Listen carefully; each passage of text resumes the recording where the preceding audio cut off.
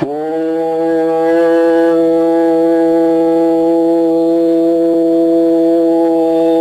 ஈஸ்வரா குருதேவா. பூமியோ இதை போன்றுதான் விஞ்ஞான அறிவு கொண்டு விண்ணிலே வீசப்பட்டு ஆக அங்கே கதிரியக்கங்களை பரப்பப்பட்டு அதனுடைய அலைகளாக படர்ந்திருக்கும் இவ்வேளையில் ஆக இதை போல தாம் கண்டுபிடித்த உணர்வால் கதிரியக்கங்களோ ரேசர் இயக்கங்களையோ விண்ணிலே பாய்ச்சி ஆக விண்ணிலே இயக்கும் கவர்ந்து உணர்த்தும் எந்திர கருவிகளை பாய்ச்சி அங்கே நடக்கும் உணர்வுகளை கவர்ந்து அதே ரேசர் இயக்கத்தின் துணை கொண்டே பூமிக்குள் அது கவர்ந்து கவரும் சக்தி வைக்கின்றான் விஞ்ஞான அறிவார். ஆகவே இதை போன்று விஞ்ஞான அறிவு கொண்டு விண்ணிலே இப்போது அணுகுண்டை வெடிக்கச் செய்து அதை பரிசாந்தரமாக பார்த்தானோ அதை போல அணு விசையின் தன்மை கதிரியக்க சக்தியை தொடர் வரிசையாக விண்ணிலே ஏவப்பட்டு அதனின் துணை நிலைகளை பரவிய இந்த உணர்வுதான் சூரியனின் காந்த சக்தி அது கவர்ந்து நமக்கு பாதுகாப்பாக இருக்கும் பூமியின் நிலையை இது பிளந்து ஓசாந்தரை கிழிக்கப்படுகின்றது. ஆகவே முதல் இங்கே மனிதனை உருவாக உயிரணுக்களை தோன்றாத நிலைகளும் உயிரணுக்கள் அவ்வாறு தோன்றியிருந்தாலும் விஷத்தின் அடிப்படையில் தான் நம் பூமியிலே விளைந்தது. ஆகவே விஷத்தின் தன்மையை அகற்றிடும் செயல்கள் அது சிறுக சிறுக இந்த பூமியின் நிலைகள் கொண்டு ஓசாந்தரையாக இந்த நஞ்சின் தன்மை அடர்த்தி ஆகின்றது. இப்போ ஒரு விஷச்செடி நாம் பல விஷச்செடியின் மத்தியில் அது ஊன்றிவிட்டால் தன் விஷத்தின் தன்மை கவர்ந்து அந்த விஷத்தின் அடர்த்தியே அதிகமாகும். இதேபோல நாம் எந்த உணர்வின் சத்தை இது கழித்து வெளியே அனுப்புகின்றதோ இதே சூரியன் காந்த சக்தி தன் அடர்த்தி நிலைகள் சேர்த்துக் கொள்ளுகின்றது. ஆக அடர்த்தின் வலு வரும்போது அனைத்தும் விண்ணில் இருந்து வரக்கூடிய நஞ்சினை அனைத்தும் அது தனக்குள் அடக்கி பூமி சுழற்சியின் தன்மை சிறுக சிறுக உராய்ந்து துகள்களாக தூசிகளாக மாற்றுகின்றது. ஆக தூசிகளாக மாற்றுவதை நமது பூமி கவர்ந்து துகள்களாக மாற்றுகின்றது.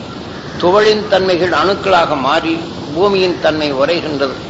ஆனால் இதை மாசற்ற நிலைகள் கொண்டு நமது பூமியில் இப்போது தூய்மைப்படுத்தும் உணர்வின் தன்மை வரப்படும் போதுதான் ஆக தூய்மைப்படுத்தும் ஒரு உயிரணு தனக்குள் எடுக்கும் உணர்வின் சத்தை உடலாக மாற்றி அதனின் கழிவின் தன்மையை மாற்றுகின்றது.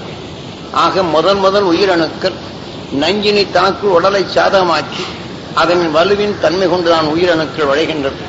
பின் அந்த நஞ்சின் தன்மையை தான் நுகர்ந்தறிந்த நல்ல சத்தின் தன்மை நுகர்ந்து நஞ்சின் தன்மை சிறுத்து நஞ்சினை நீக்கிடும் உணர்வின் சத்து பெற்றதும் மனிதன். ஆக இந்த பூமி எப்படி ஓசாந்தரையாக நஞ்சினை பிரித்து அதனின் பாதுகாப்பாக வைத்துக் கொண்டதோ அதை படர்ந்து இன்று மனிதனால் நஞ்சின் தன்மை பரப்பப்பட்டு ஆகவே நஞ்சின் தன்மையை இதை பழக்கும் தன்மையாக ஊடுருவச் செய்கின்றது. நஞ்சை பாய்ச்சிடும் கதிரியக்க சக்தியில் ஊடுருவ போகும்போது நஞ்சின் செயலாக்கங்களை அது பழந்து விடுகின்றது. பின் நஞ்சை ஒடுக்கும் தன்மை இல்லாத போது அது நம்ம பூமிக்குள் அது ஊடுருவும் போது காற்று மண்டலமே நச்சுத்தன்மையாக அடைந்து அதனை கலந்திடும் உணர்வுகள் நெஞ்சித்தன்மை அதிகரிக்கப்படும் போது இந்த தாவர இனங்களும் நஞ்சின் தன்மை அதிகரிக்கின்றது.